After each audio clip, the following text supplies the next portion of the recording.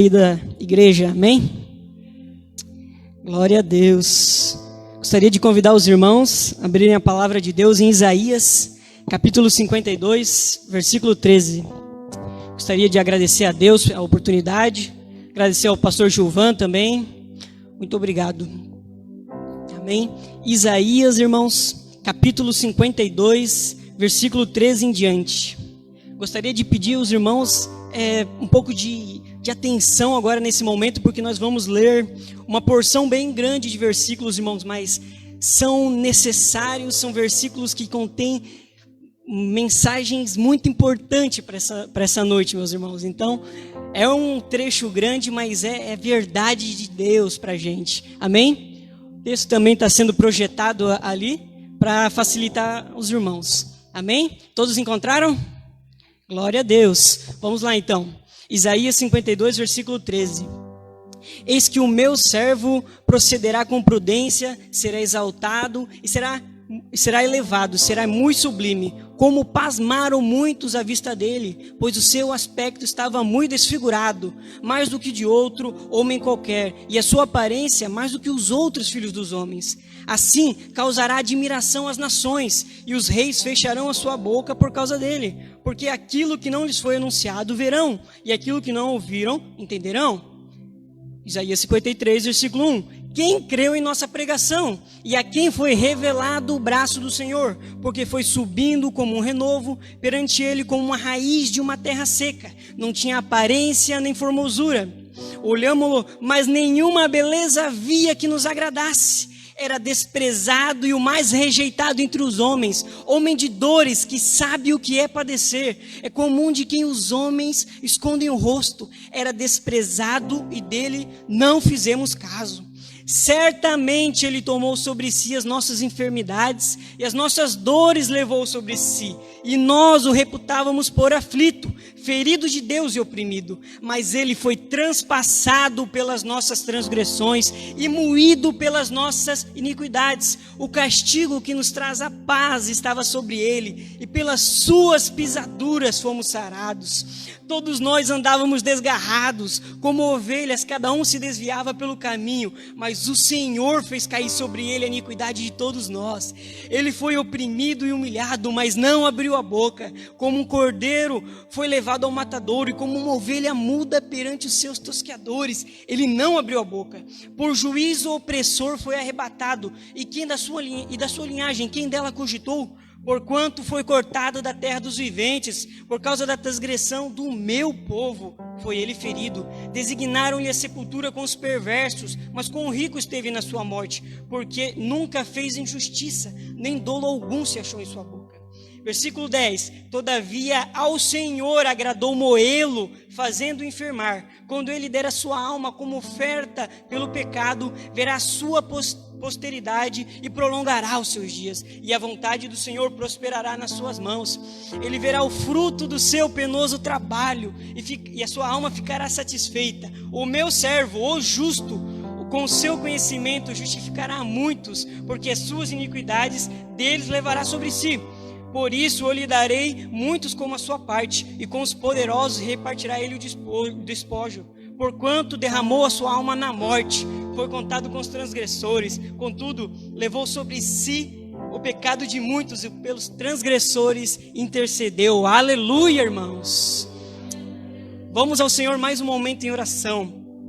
Querido Deus, a Tua palavra foi lida, Senhor Jesus. Mas agora, Deus, nós precisamos do poder do Teu Espírito, Pai. Deus, eu não tenho aqui condições para pregar, Pai, mas o Teu Espírito pode nos capacitar, Pai. Se o Teu Espírito não fizer essa obra, todos nós vamos sair daqui da mesma forma como entramos, Pai. Mas nós cremos que o Senhor age por meio da Tua palavra, Pai. E o Senhor vai falar conosco hoje, Pai. Portanto, me usa, Pai, em nome de Jesus. Amém, meus irmãos. Glória a Deus. Irmãos, esse texto aqui, ele pode ser definido como uma ação de Deus em prol de um povo traidor. Um povo traidor. Porque a gente podia usar a palavra pecador, Mas hoje em dia, irmãos, a palavra pecador na nossa sociedade parece algo tão abstrato, algo tão longe, ou algo assim que é muito longe, é só pessoas muito ruins que cometem, ou algo assim que é todo mundo, é muito comum a todos, todo mundo é pecador. Então, não, mas a palavra, quando se fala traidor, é algo que choca, é algo que vem assim espantar, não. Traidor. E aqui é Deus agindo com amor, enviando seu filho em prol de um povo traidor. E o que é traição?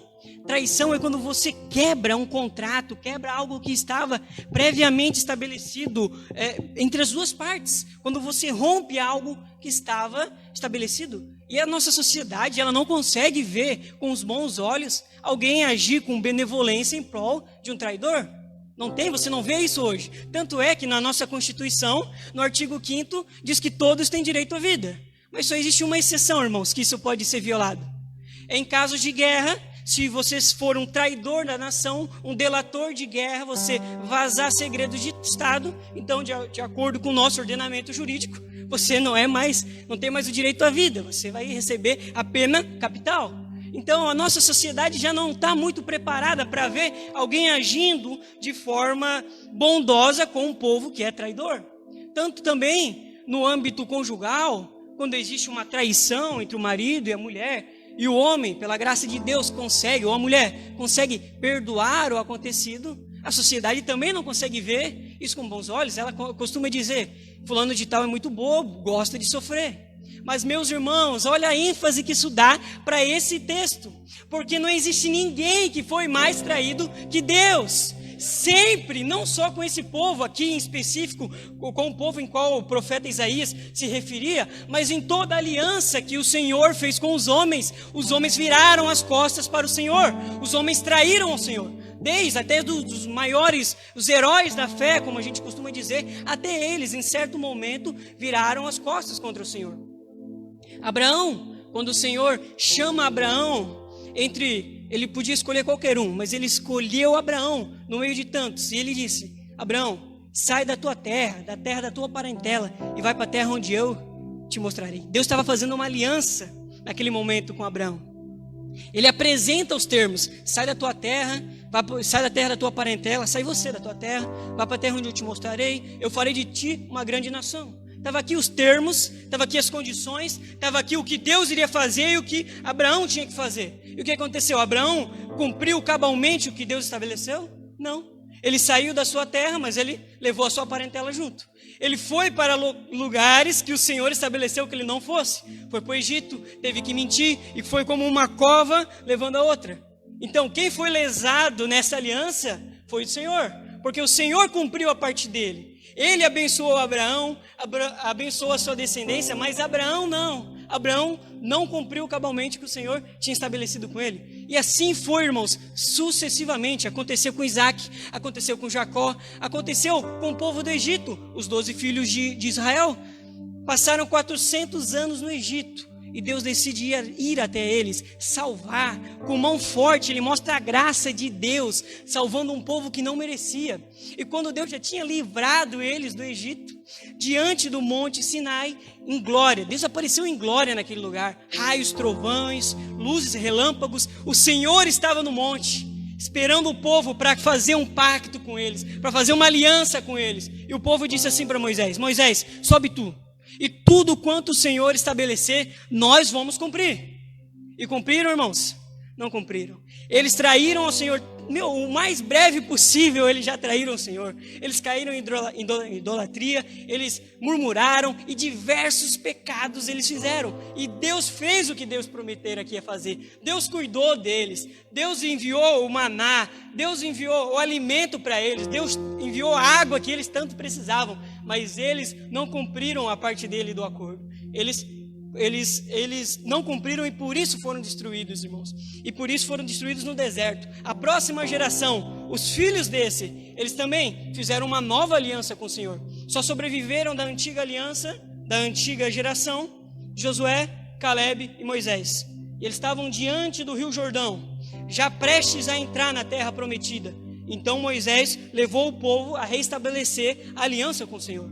diante ali do Monte Gerazim e do Monte Ebal, eles restabeleceram, eles cumpriram. Não, agora nós vamos cumprir, agora nós vamos fazer a nossa parte do pacto, a nossa aliança nós vamos cumprir.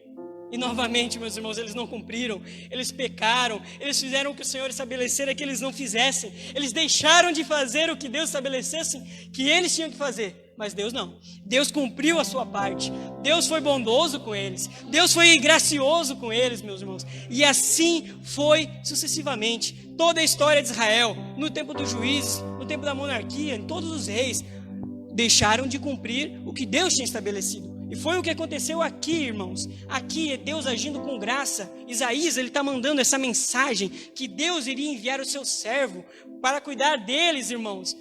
E esse povo aqui era um povo traidor também, irmãos. E sabe, irmãos, o que isso significa? O que toda essa história traz para a gente? É o seguinte: os pecados e a traição de Israel, ela ilustra, meus irmãos, a traição que a igreja hoje faz com o Senhor, porque Deus continua agindo em graça, mas nós, irmãos, será que nós ainda continuamos cumprindo a nossa parte do pacto, a nossa parte na aliança, meus irmãos? Não é o que a gente consegue ver se a gente olhar de modo geral. Olha os nossos representantes no Congresso Nacional, a bancada evangélica, que eles estão lá disputando palmo a palmo para ver quem é o mais corrupto dessa nação, meu Deus.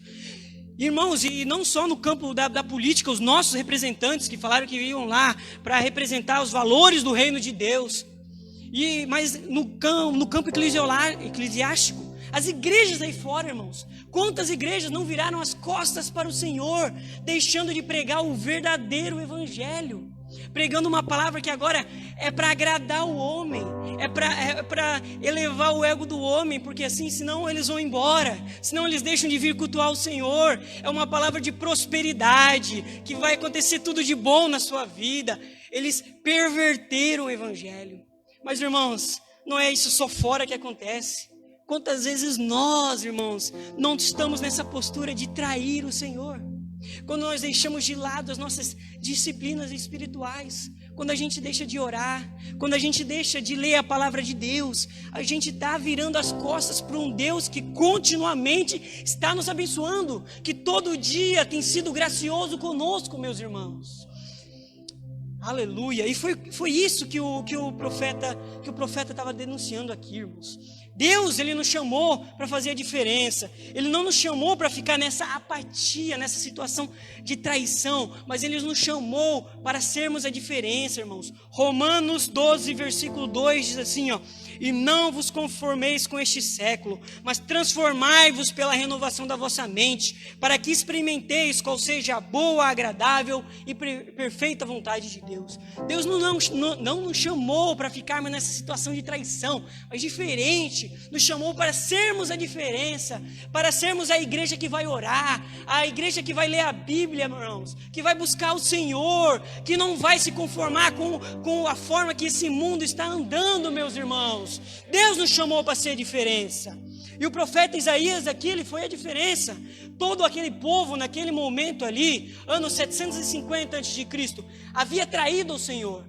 Tanto o reino do norte, Israel, como o reino do sul havia se rebelado contra o Senhor. Mas Isaías, ele se manteve puro. Isaías, ele continuou sendo santo e pregando o evangelho e denunciando o pecado que Deus estabelecera que ele denunciasse. E o que aconteceu com ele, irmãos? Ele morreu. Ele não deixou de pregar o evangelho para qualquer um. Qualquer autoridade que tivesse contra as coisas que estavam estabelecidas por Deus, ele não menosprezou a palavra de Deus, ele não torceu a palavra de Deus, e por conta disso ele morreu. Ele foi cerrado ao meio, a história diz, pelo rei Manassés. Ele não deixou de pregar, porque ele é rei, eu não vou pregar para ele, porque ele é rei, eu vou ficar aqui na minha. Não, ele não se conformou com aquele século, irmãos, e ele foi verdadeiro, ele se manteve íntegro e se manteve fiel. Irmãos, se a gente quiser continuar sendo justo, não negando a palavra do Senhor, irmãos, nós vamos sofrer perseguição, nós vamos ser perseguidos, irmãos. 2 Timóteo 3, versículo 12, olha só, eu não estou mentindo, irmãos. 2 Timóteo 3, versículo 12, acho que está sendo projetado já. Diz assim, ó: de fato, todas as pessoas que almejam viver piedosamente em Cristo Jesus serão perseguidas. Podem ser perseguidas? Talvez serão perseguidas? Não, serão perseguidas. Se você, meu irmão, não negar o evangelho, se você não negociar os teus princípios, não sentar com o mundo para negociar e cumprir os termos que o mundo estabelece, você vai ser perseguido, nós vamos ser perseguidos, porque o próprio Senhor Jesus disse que isso ia acontecer. Mateus 5, 11 ao 12, vai ser projetado ali também. Diz assim, ó: bem-aventurados sois vós, quando vos injuriarem e vos perseguirem, e mentindo disserem todo o mal contra vós por minha causa. Exultai e alegrai-vos, porque é grande o vosso galardão nos céus, porque assim perseguiram os profetas que vieram antes de vós. Amém? O nosso Senhor Jesus já disse que isso ia acontecer, irmãos. Se você quer ser fiel, se você quer cumprir o que está escrito aqui na Bíblia, meu irmão, você vai sofrer perseguição. E o profeta Isaías, ele optou por isso. Ele teve a recompensa dele no céu, com certeza ele está tendo a recompensa dele. A comunhão com Deus, a graça de Deus que vai ser superior a todo o nosso sofrimento aqui na terra. Mas fato é, se nós não negociarmos a palavra de Deus, seremos perseguidos. O profeta Isaías, então, ele se levanta nesse tempo para aquele povo que havia traído ao Senhor, e ele se levanta com voz profética para denunciar os pecados da nação. O reino do norte, naquele tempo Israel estava dividido em dois reinos: o reino do norte, que se chamava Israel, e o reino do sul, que se chamava Judá. O reino do norte foi o que primeiro virou as costas para o Senhor. Foi o que primeiro, irmãos, tão logo eles tiveram oportunidade, eles viraram as costas para o Senhor. E veio a palavra para o reino do norte para se arrepender por meio do profeta Isaías. Mas o povo não optou. O povo não quis se arrepender. Então, no ano 720 a.C., a Síria destruiu Israel. Destruiu as casas deles, levou eles cativos, e no ano 720 eles foram destruídos. A palavra de Deus veio também orientando o reino do sul, que se o reino do sul, Judá, não se convertesse, não viessem voltar porque o Senhor tinha estabelecido, porque na aliança era o seguinte: não, vai ter outras nações que vão ter poder bélico, mas se vocês cumprirem o que eu estou falando aqui, eu vou proteger vocês. Pode vir tanques, pode vir o que vier, mas eu vou proteger vocês. Era o que estava escrito, mas o povo não quis. Mas o reino do sul, ele tentou ser mais esperto, irmãos. Veio a palavra do Senhor dizendo: ó, essa é a advertência. Se vocês não se alinharem, vai vir juízo. Vocês vão ser exilados. Daí o reino do sul pensou: o que eu faço? Eu vou aceitar o Senhor? Eu vou me reconciliar com Deus? Não. Eles decidiram, irmãos, fazer um pacto com a Assíria. Enquanto as outras nações estavam atacando eles, a vez de eles voltarem, o rei Acaz na época que estava governando, a vez de eles se voltarem para o Senhor, não. Eles decidiram, eles acharam que seria melhor, mais cômodo, fazer uma aliança com o mundo. E eles fizeram então uma aliança com a Síria, para que eles não viessem proteger Israel. Assim, a gente ajuda vocês, vocês ajudam a gente. Irmãos, por um instante a Assíria até protegeu eles, mas tão logo eles tiveram a oportunidade, eles traíram o pacto e eles foram para destruir Jerusalém. O rei Senaqueribe da Síria juntou todos os seus exércitos e sitiaram Jerusalém com o intuito de destruir eles, com o intuito de destruir o povo de Deus. Mas, irmãos, nesse momento Acaz não era mais rei no reino do sul. O rei Ezequias era o rei. Deus tinha levantado um homem justo. E o que ele fez? Ele decidiu ouvir o profeta Isaías. Ele manda chamar o profeta Isaías. O profeta Isaías vem até ele e diz: clama ao Senhor, porque do Senhor vai vir a resposta. E todo aquele exército estava lá fora, pronto para destruir Jerusalém. Eles não tinham nada, os muros deles não eram nada perto daquele exército. Então eles clamam ao Senhor, e o Senhor envia um anjo, e um único anjo destrói todos aqueles exércitos. É o que diz a palavra de Deus, irmãos. Foram libertos por um anjo, decidiram clamar ao Senhor, e Deus mostra a graça dele em prol daquele povo. Mas, irmãos, diante de tanta graça, diante de tanta bondade de Deus, mostrando que se eles voltassem para o Senhor, haveria proteção, haveria cuidado, o povo mesmo assim decidiu trair o Senhor. Tão logo tiveram oportunidades. Toda essa manifestação de graça não foi o suficiente para eles perceberem que era melhor se alinhar ao Senhor do que confiar no braço deles. E então a Síria foi derrotada pelo Egito. O Egito pela Babilônia, e a Babilônia então vem até o Reino do Sul e leva eles para o exílio. Irmãos, o pecado nos leva a lugares terríveis. A palavra de Deus, os mandamentos, eles não são algo assim para nos dominar, mas eles são como uma cerca de proteção para nós, meus irmãos. Deus está falando assim, ó, se você não cumprir isso, vai ser pior para você, não porque eu vou, assim, mas porque eu estou dizendo que essas atitudes prejudicam você. É igual eu tenho intolerância, eu tenho alergia ao trigo. Quando um médico diz para mim o seguinte: Tiago, não coma trigo, ele não está querendo dominar a minha vida, ele não está querendo me manipular para que eu venha fazer somente o que ele quer que eu faça. Não, ele está só me advertindo. O trigo faz mal para você, o trigo vai te destruir, então não coma o trigo. E quando o Senhor diz, estabelece os mandamentos dele, não é que ele quer nos dominar, não é com que ele quer que a gente ande toda de uma forma para mostrar que ele é quem manda. Não, é porque ele nos ama. O que ele estabelece aqui é para nossa proteção. Aleluia. Então o Reino do Sul foi levado para o exílio e o pecado leva de fato nós a lugares terríveis. O Salmo 137, ele explica muito bem essa situação do povo naquela situação que eles estavam. O Salmo 137 vai dizer que eles estão às margens do rio da Babilônia, eles estão se lamentando e chorando com saudades de Sião, e as harpas deles já estavam penduradas nos salgueiros, porque não havia mais motivo de felicidade para eles. E os acusadores deles diziam: ei, cantem para nós as canções de Sião. Ou seja, aquelas pessoas que levaram eles no exílio, fizeram eles de escravo, eles estavam chorando lá, eles ainda provocavam: ei, cantem as canções, nos façam nos alegrar aqui com as canções de Sião. Então o salmista vem dizer: oh, que minha mão venha definhar o Jerusalém se eu me esquecer de ti.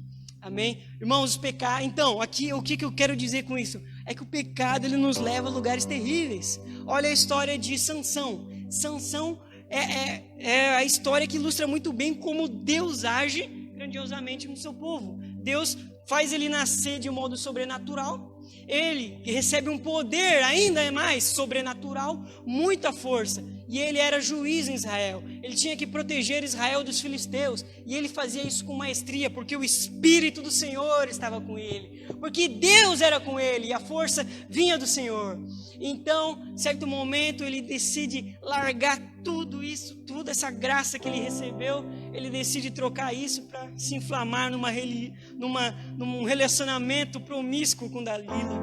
E olha só onde ele chegou, irmãos. A consequência disso, onde ele foi parar, um guerreiro, uma pessoa que tinha poder, que destruía exércitos. Ele se tornou o bobo da corte dos filisteus. Furaram os olhos dele, botaram ele lá no moinho, e todos ficaram rindo dele. Irmãos, o pecado nos leva a lugares terríveis. Para não ficar aqui só no campo bíblico, irmãos, quantos aqui já eram crentes nos anos 90? Tem alguém aqui que nos anos 90 já era crente? Bem, nos anos 90 existiam as grandes cruzadas evangelísticas. Tinha lá os grandes pregadores, né, que pregavam e lotavam estádios pregando o evangelho. Entre os que mais se destacavam teve o Billy Graham, da Igreja Batista, lá dos Estados Unidos, e também Jim Swaggart, da Assembleia de Deus de Louisiana. Esses homens pregavam o evangelho para multidões. Os estádios estavam lotados. Eles faziam isso em diversos países. Fizeram aqui no Brasil, inclusive. Já veio o Billy Graham, já veio o Jim Swaggart. E o que acontece?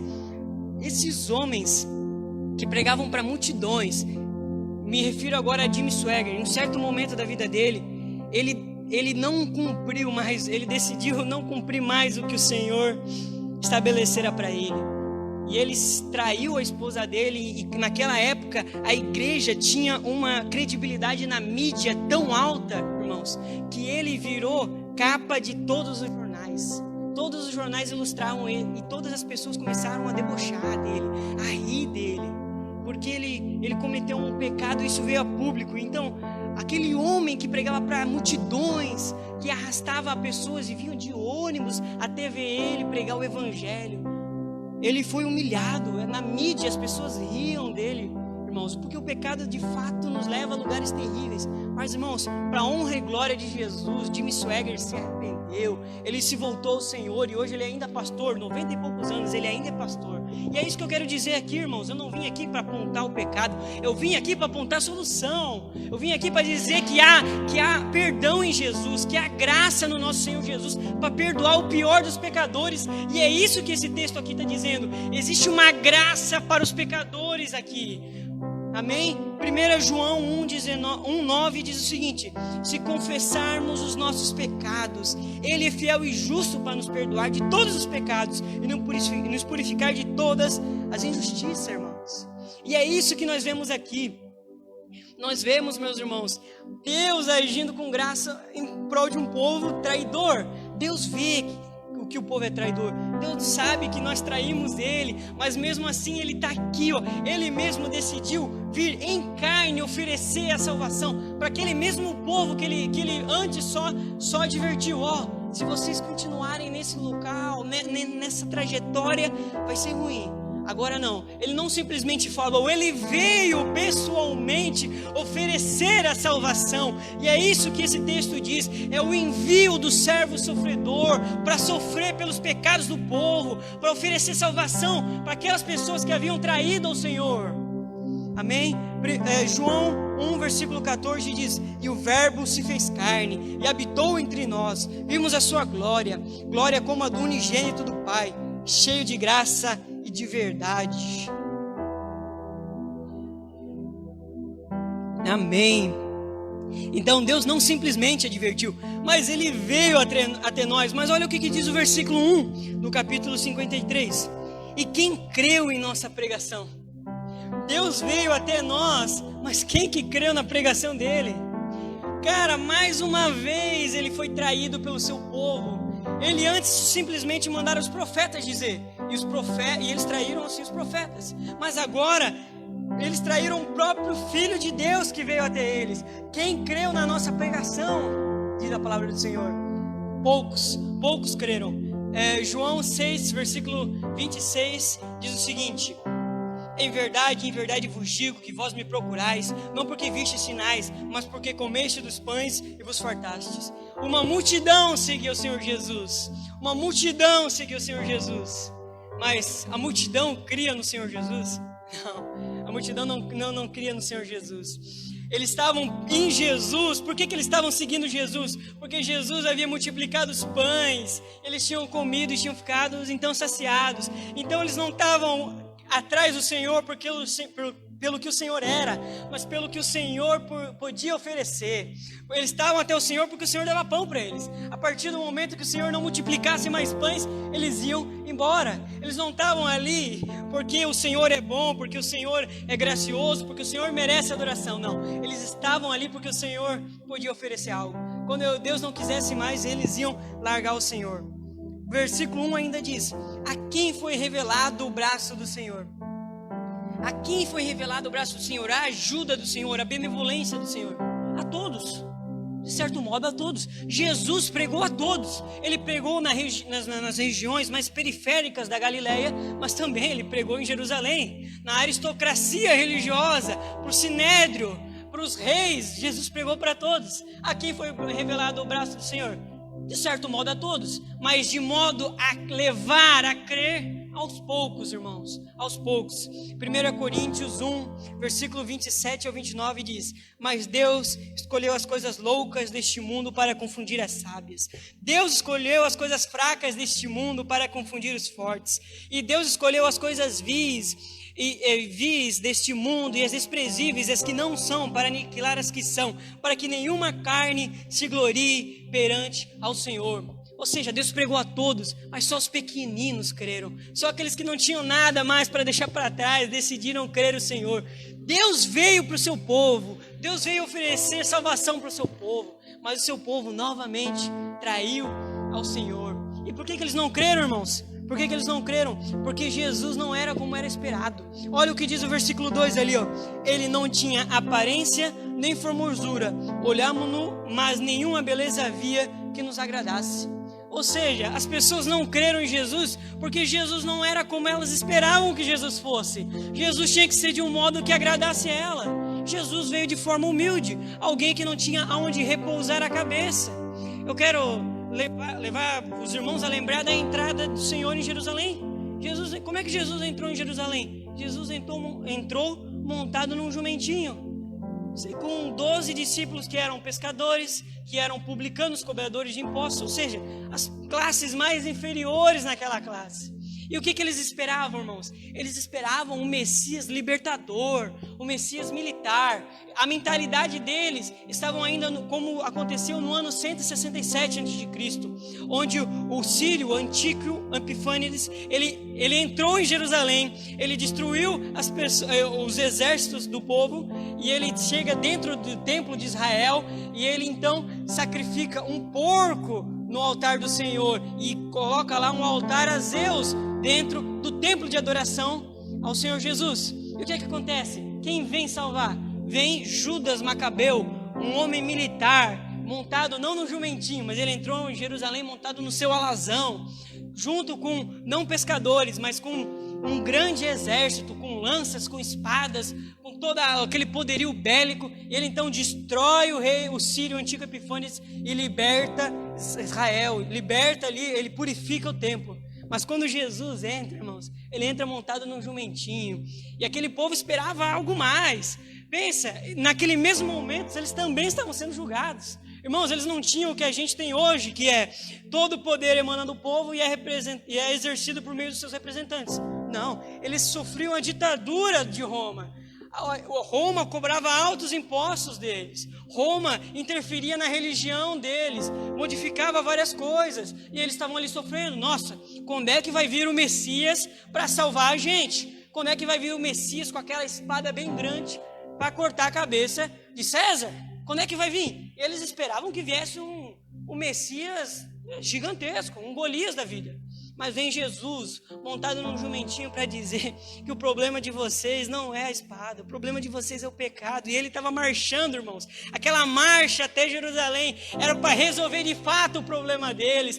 Jesus não estava indo para destruir um rei, Jesus não estava indo para instituir um novo governo. Jesus estava vindo, marchando para ir morrer na cruz pelos nossos pecados, para nos oferecer a verdadeira salvação, irmãos. A salvação ela não está na política, a salvação está em Jesus Cristo, e era isso que Jesus estava aqui oferecendo. Mas o povo mais uma vez traiu e não aceitou, porque Jesus não era como era esperado, irmãos. E fica a pergunta, meus irmãos, será que hoje a gente está aceitando o Senhor da forma como Ele se apresenta? Ou será que a gente já tem uma visão pré-estabelecida de Deus e a gente então só fica com o que a gente quer crer mesmo? É como se a gente estivesse num buffet, onde a gente só vai pegando o que a gente quer. Não, aqui graça eu quero aqui prosperidade eu quero, riqueza eu quero. Não, aqui mensagem contra o pecado, não, inferno não. E assim que fica, irmãos. Muitas vezes a gente está impondo sobre a Bíblia, impondo sobre o cristianismo somente o que a gente quer, e a gente não aceita o que está estabelecido. Amém? E isso já estava profetizado, meus irmãos. 2 Timóteo 4, versículo 3 diz assim, ó, Paulo falando para Timóteo: pois haverá o tempo em que não suportarão a sã doutrina, pelo contrário, cercar-se-ão de mestres, segundo a sua própria cobiça, como que se sentindo coceira nos ouvidos, e se recusarão a dar ouvidos à verdade, e se entregarão às fábulas. Amém? Será que hoje a gente está aceitando o Evangelho da forma como ele veio, ou será que a gente está impondo sobre ele a nossa visão? A forma que nos deixa ser mais confortáveis. Não, é que é desse jeito, dá ainda para eu ser cristão e ainda praticar esses atos. Dessa forma aqui, dá para eu ir nos cultos, mas eu também posso continuar praticando determinados atos. Posso continuando a ir para tais lugares. Irmãos, a gente tem que aceitar a palavra de Deus como ela veio, porque essa é a melhor forma para nós. Amém? Meus irmãos, mas eu quero dizer uma coisa, a mensagem principal dessa noite é essa aqui. É que Deus conhecia todas essas nossas traições. Deus conhecia cada um dos nossos pecados, mas quando Isaías aqui relata tudo isso que Jesus fez tendo a presciência de todos os nossos erros. Deus decidiu enviar Jesus conhecendo nossos pecados, sabendo que mesmo vindo Jesus, nós muitas vezes iríamos pecar. Mesmo vindo Jesus, muitas vezes nós iríamos trair ao Senhor, mas mesmo assim, por amor a nós, Deus amou o mundo de tal maneira que enviou seu Filho unigênito, para que todo que nele crê não pereça, mas tenha vida eterna. Jesus conhecia os nossos pecados, mas ele decidiu vir na cruz. E o versículo 10 diz que Deus agradou morrê-lo ele. Deus quis fazer todo esse plano de salvação conhecendo os nossos pecados. Irmãos, eu pensei aqui todos os versículos que falam acerca do sofrimento de Jesus aqui que a gente acabou de ler. No versículo 14 do capítulo 52 diz: pois o seu aspecto estava muito desfigurado. Isaías, no versículo 3 diz: homem de dores, que sabe o que é padecer. No versículo 4, ele tomou sobre si as nossas enfermidades e as nossas dores levou sobre si. Versículo 5, ele foi transpassado pelas nossas transgressões e movido pelas nossas iniquidades. Versículo 6, o Senhor fez cair sobre ele a iniquidade de todos nós. Versículo 7, ele foi oprimido e humilhado. Versículo 10, o Senhor agradou moê-lo e fazê-lo enfermar. E o versículo 12, derramou a sua alma na morte, foi contado como os transgressores, contudo levou sobre si os pecados de muitos e pelos transgressores intercedeu. Deus, conhecendo os nossos pecados, irmãos, decidiu morrer por nós. Deus, conhecendo cada um dos nossos pecados, ele decidiu morrer por nós. É por isso que Romanos 5, versículo 8 diz: mas Deus prova o seu amor para conosco pelo fato de ter Cristo morrido por nós, sendo nós ainda pecadores. Olha a graça, irmãos, olha a maravilha de Deus, que mesmo conhecendo os nossos erros, hoje Ele nos oferece o perdão, Ele nos oferece a graça, Ele nos oferece o Espírito Santo habitando em nós. Ele sabia que a gente ia errar, irmãos. Deus conhecia que nós iríamos pecar, mas mesmo assim Ele decidiu: eu amo o meu povo, eu vou perdoar eles, eu vou enviar meu Filho para morrer na cruz pelo meu povo. Então hoje cabe a nós, irmãos, ou a gente continua em uma situação de traição, virando as costas para o Senhor, deixando de servir ao Senhor, ou a gente de fato vamos agarrar o Senhor, vamos abraçar o Deus que mesmo conhecendo nossos pecados, decidiu morrer por nós, meus irmãos. Amém, aleluia. Vamos orar ao Senhor então? Amém. Querido Deus, nós estamos na Tua presença, Pai. Deus, o Senhor conhece os nossos pecados, o Senhor conhece as nossas falhas, Deus. Pai, o Senhor sonda o nosso coração, o Senhor conhece o mais íntimo dos nossos pensamentos, Pai. Mas, Pai, a gente tem aqui a dizer que nós não temos nada a oferecer, Pai, porque tudo que vem de nós é ruim, Pai. Eu peço, Deus, vem com o Teu Espírito, nos leva ao arrependimento. Vem com o Teu Espírito, nos leva para mais perto de Ti, Pai, nos santifica. Ó, Pai, nos santifica na verdade, Pai, a Tua palavra é verdade. Vem, Pai, com o Teu Santo Espírito e faz a obra em nossas vidas, Pai. Ó Deus, nós sabemos que a salvação é somente em Ti. Nós sabemos que somente em Ti existe perdão e que longe de Ti nós sofremos, longe de Ti nós padecemos. Por isso, Pai, eu peço nesse momento, vem com graça sobre a Tua igreja, Pai. Vem, Pai, com Teu Espírito, vem nos levar ao arrependimento, à contrição, Pai, a nos agarrarmos aos pés do Senhor, Deus, reconhecendo que somente Ele é o Rei dos Reis, Senhor dos Senhores. Pai, nós queremos deixar o pecado para trás e nos apegar a Ti, Pai, porque a graça nos leva a lugares mais altos do que nós podemos andar pelo nosso próprio entendimento, Pai. Por isso, Pai, eu peço em nome de Jesus, toca em cada coração, continua falando conosco hoje, Pai, em nome de Jesus.